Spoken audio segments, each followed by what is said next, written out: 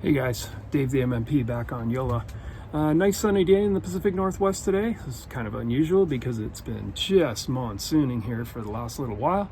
Got a few projects I'm working on this week. Tie up some wiring. I want to put some wireway in the quarter berth and get the wires that are just free hanging on the wall down and into the wireway. I've also been doing a little leak investigation on the port quarter berth.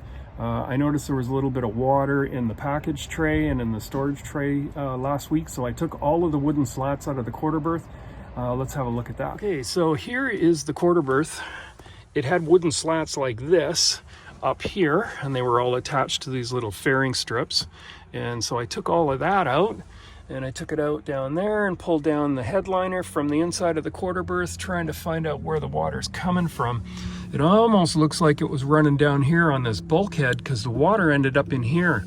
So I chiseled out all of the epoxy paint, trying to chase the water and see where it was coming from. But I haven't really found it yet. I'm gonna have to do a little work with the moisture meter and find out where it's originating from. But this little section here where the bulkhead goes onto the hull, kind of seemed like there was a little bit of water there. There was definitely water down here because it was running down here. So I don't know if it was originating here and wetting up this way or what was happening, but I'm gonna leave it all open, let it dry out, and see if I can determine where the water is coming from next week. Okay, doing a little more investigation with the moisture meter here. I started checking a few things here,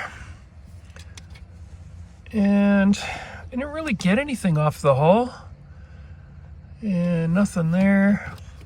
Down the bottom of the tray, not really getting anything. Not getting anything up here, but I started to poke around under here. Started to get a big number of moisture there, 40%. So something definitely going on in this bulkhead. And even if I come all the way over here, I get a little bit. So it's something right around coming up in this area here. This is the underside of the deck, the side decks. So something's coming into this bulkhead somehow.